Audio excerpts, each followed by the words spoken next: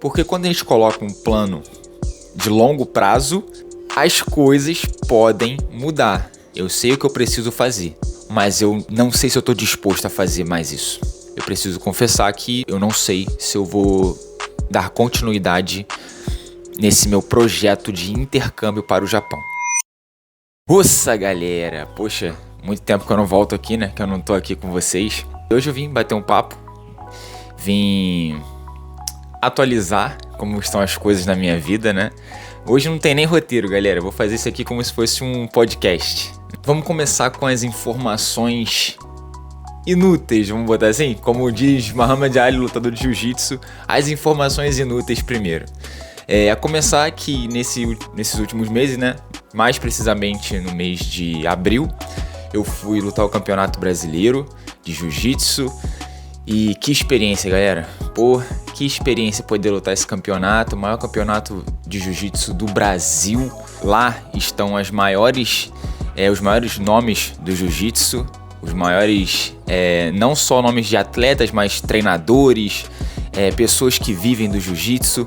Todo mundo vai estar lá no Campeonato Brasileiro e é sempre incrível participar desse campeonato. Eu fui lá, botei a cara, lutei, perdi na primeira luta.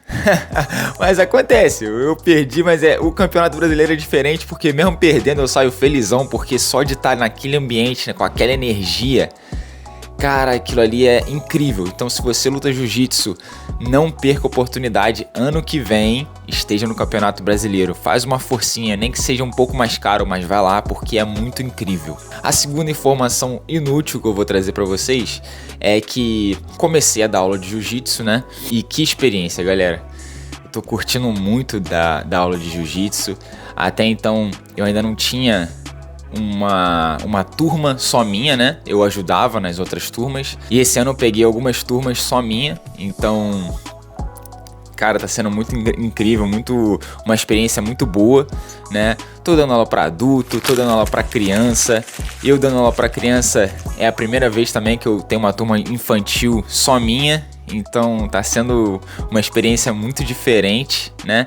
E eu tô gostando, cara. Eu tô vendo um lado meu que eu, sinceramente, eu não conhecia, né? Eu tô desenvolvendo capacidades que eu não tinha, né? Principalmente capacidade de didática, capacidade de adaptar uma aula para criança, né? Porque a vida inteira eu treinei com adultos, eu já entrei no jiu-jitsu sendo adulto, eu entrei no jiu-jitsu com 21 anos, 22, então eu não tinha tido essa experiência ainda de ter esse contato com criança, de adaptar as aulas para as crianças, né?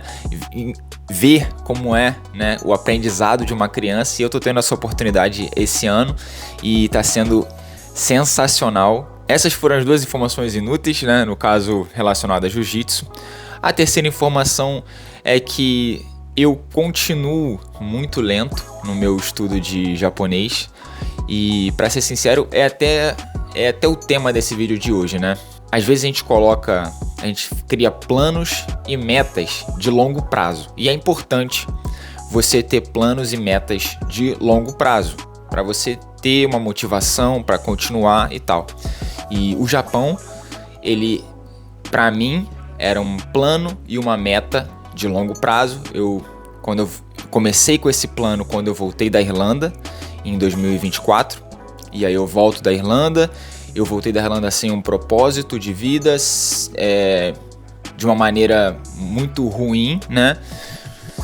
E quando eu voltei, eu botei como meu propósito e meu plano ir para o Japão e fazer um novo intercâmbio para o Japão, mas sabendo que seria a longo prazo, porque qualquer intercâmbio, ele requer dinheiro e tempo de estudo, né? Para você tem que ter um básico ali para você conseguir sair do seu país e ir para outro país tentar uma vida nova. Então eu sabia que seria algo demorado.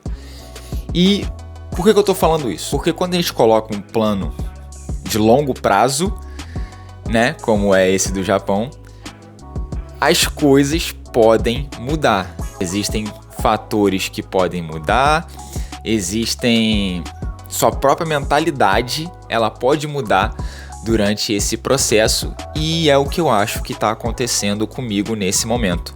Hoje eu nem sei se eu quero ir mais para o Japão. Eu sei que é uma afirmação dura de se fazer, né? Já que eu já empenhei tanto tempo e dinheiro nisso, mas é uma realidade que hoje eu tenho dúvidas se eu vou ou não para o Japão.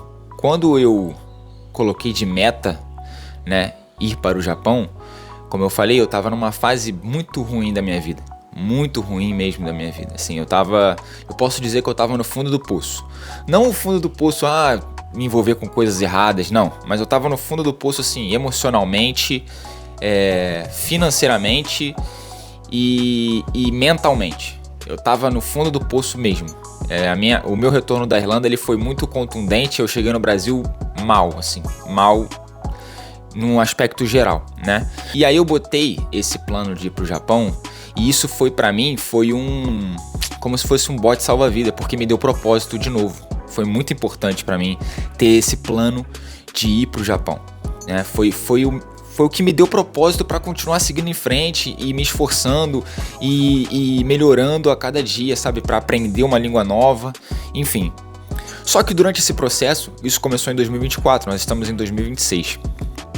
Durante esse processo, as coisas foram acontecendo na minha vida, coisas que eu não previ, né? Principalmente com relação à minha carreira no jiu-jitsu. Se é que eu posso chamar de carreira, mas assim, a minha vida no jiu-jitsu, ela foi andando de uma maneira que eu não planejei e ela foi acontecendo, sabe?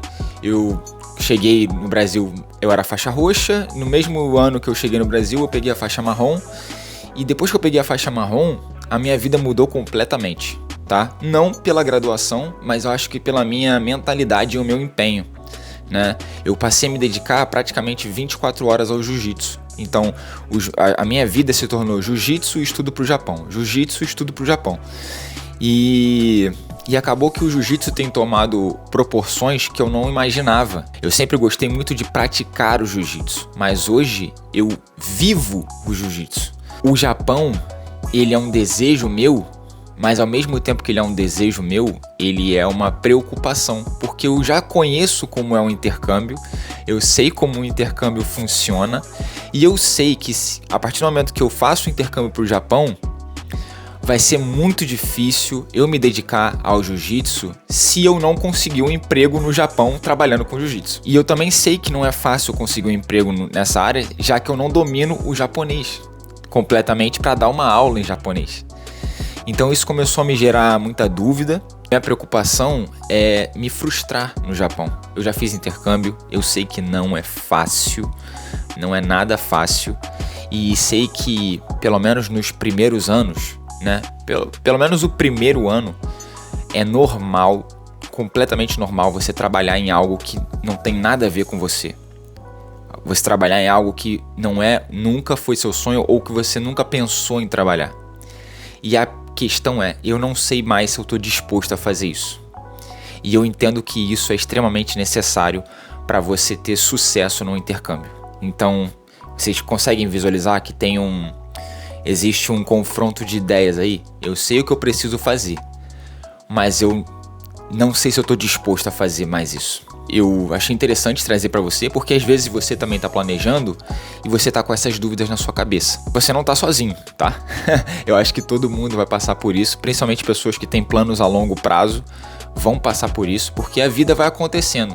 A vida vai acontecendo, você vai vendo que existem outras possibilidades e existem outras oportunidades que às vezes se encaixam melhor no seu momento de vida do que aquele planejamento que você estava fazendo. E mesmo que eu não vá fazer um intercâmbio, eu vou continuar estudando japonês, isso é um fato, porque eu entendo que é uma língua que um dia eu ainda possa usar, né? Mesmo que eu não faça um intercâmbio para o Japão, não quer dizer que eu não vá para o Japão. Graças a Deus, o jiu-jitsu é uma arte marcial que abre muitas portas e oportunidades em todo lugar do mundo, por isso que eu estudo outros idiomas, né? Hoje eu domino o inglês, mas eu estudo o japonês, né? Pretendo também estudar o espanhol. Estudem, tá? Acho que o vídeo de hoje é pra... Ouviram isso? Copa do Mundo, rapaziada. Copa do Mundo. Atrapalhou meu vídeo, mas tudo bem. Eu sou uma pessoa que eu reflito muito, assim, sozinho. E eu comecei a perceber que talvez o meu sonho não fosse ir para o Japão e não fosse viver no Japão. Minha vontade mesmo é viver de jiu-jitsu. E o Japão é apenas um meio, né? O Japão é apenas um meio, né? Porque eu acredito que o jiu-jitsu seja mais valorizado fora do Brasil do que no Brasil. Talvez se eu for agora, eu vá falhar, porque talvez eu ainda não tenha o necessário para viver de jiu-jitsu no Japão. Aí eu só viveria no Japão. E acredito que isso não me traria satisfação. Vou seguir estudando, vou seguir pesquisando e antenado sobre as coisas no Japão, né? Acompanho aí o canal do Ueso, do Zarco. Zarco, inclusive, tá meio parado, hein, Zarco? Vamos produzir de novo, meu mano. Enfim, acompanho todo mundo pra saber como é que tá lá. E justamente por acompanhar essas pessoas que eu sinto que talvez eu não esteja mais disposto a passar pelas coisas que eles estão passando, ou no caso do Ueso, já passaram. Eu não sei mais se eu tô disposto a isso. Mas é isso, galera. Eu espero que você, que está com vontade de ir pro Japão, invista bastante nisso mesmo. Cai pra dentro, sabe? Se é seu sonho ir pro Japão, seu sonho morar no Japão, cai pra dentro, estuda, faz o JLPT, junta dinheiro e vai, sabe? Mas sempre reflita, o seu sonho é ir para o Japão e viver no Japão, ou o Japão é apenas um meio, beleza? Essa é a minha dica de hoje e é isso, rapaziada.